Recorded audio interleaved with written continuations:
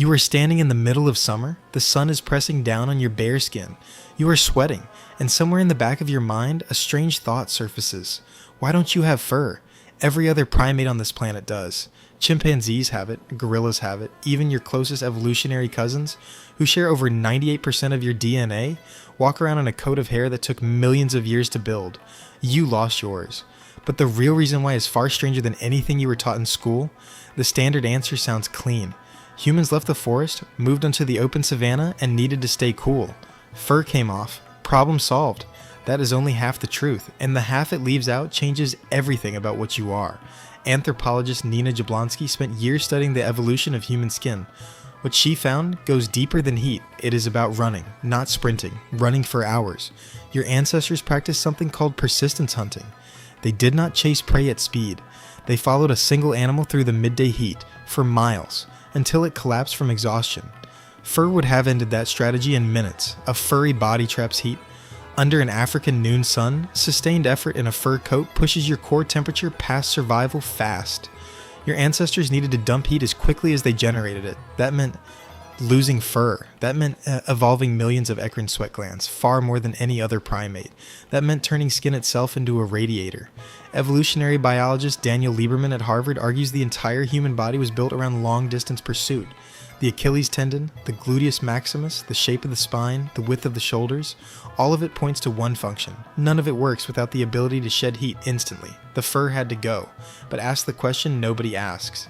If losing fur made humans better hunters, why didn't other savanna predators lose theirs? Lions hunt in the heat. Wild dogs run long distances. Why do they still have coats? Because they hunt at dawn, at dusk, in short explosive bursts. Your ancestors were the only predators crazy enough to hunt at noon, the hottest, most brutal part of the day when everything else lies in the shade. The sun was not the enemy. The sun was the weapon. Bare, sweating, relentlessly moving humans had an advantage nothing else on Earth could match. Losing fur created a new problem. Unprotected skin burns. Ultraviolet radiation destroys folate in your blood, and without folate, reproduction fails.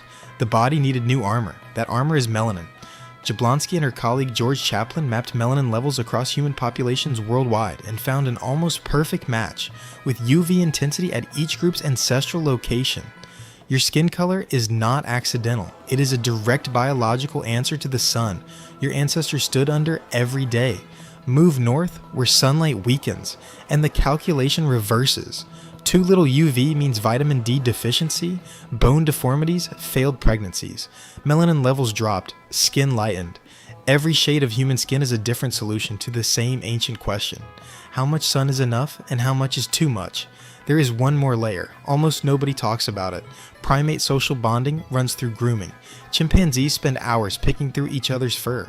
It is not just hygiene, it is trust. It is the social glue of the group.